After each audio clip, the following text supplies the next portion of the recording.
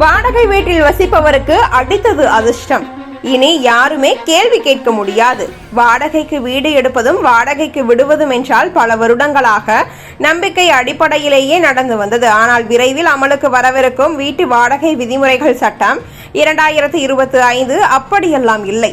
உரிமையாளர் வாடகைதாரர் இருவருக்கும் சமமான பாதுகாப்பு வழங்கும் வகையில் புதிய கடும் விதிமுறைகள் அமலாக்கப்பட உள்ளன.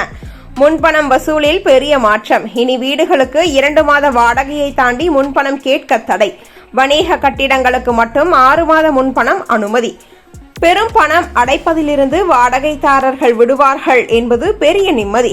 வீட்டை வாடகைக்கு விட்டால் முன்பு போல கை ஒப்பந்தம் போதும் என்ற நாட்கள் போய்விட்டன. 2 மாதங்களுக்குள் ஒப்பந்தத்தை பதிவு செய்யாவிட்டால் 5000 ரூபாய் அபராதம். அதுவும் கைப்பட அல்ல, ஆதார் அடிப்படையிலான மின்னணு சரிபார்ப்பு முறையில் மட்டுமே பதிவு செல்லும். வாடகை உயர்த்த வேண்டுமென்றால் அதற்கும் கட்டுப்பாடு. ஒருவர் குடியேறி 12 மாதங்கள் கடந்த பிறகே உயர்த்தலாம். மேலும் திடீரென இல்லை, 2 மாதங்களுக்கு முன்னதாகவே நோட்டீஸ் கொடுக்க வேண்டும். வாடகைதாரருக்கு திட்டமிட நேரம் கிடைக்கும். வாடகைக்கு இருக்கும் வீட்டில் பழுது ஏற்பட்டால் உரிமையாளர் சும்மா காத்திருக்க முடியாது. 30 நாட்களுக்குள் சரி செய்ய வேண்டும். தாமதமானால் வாடகைதாரரே பழுது செய்து அதன் செலவை வாடகை தொகையில் கழித்துக் கொள்ளலாம். இது வாடகைக்கு இருப்போருக்கு மிகப்பெரிய பாதுகாப்பு. உரிமையாளர்கள் கண்காணிப்பு பெயரில் எப்போது வேண்டுமானாலும் வீட்டுக்குள் நுழைய முடியாது. 24 மணி நேரத்திற்கு முன் எழுத்துப்பூர்வமாக தெரிவிக்க வேண்டும்.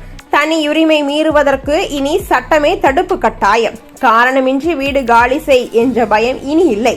வாடகை செலுத்தாமை, சேதம் ஏற்படுத்துதல் போன்ற குறிப்பிட்ட காரணங்கள் இருந்தால்தான் வெளியேற்ற முடியும்.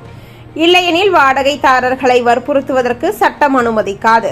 இன்னும் ஒரு முக்கிய நன்மை, வாடகை தகராறு வழக்குகள் இனி நீண்ட நாட்களாக நீதிமன்ற வாசலில் முடங்கி கிடக்காது. சிறப்பு தீர்ப்பாயம் மூலம் 2 மாதங்களில் தீர்ப்பு வழங்கப்படும். இருதரப்புக்கும் வேகமான நியாயம் கிடைக்கும்.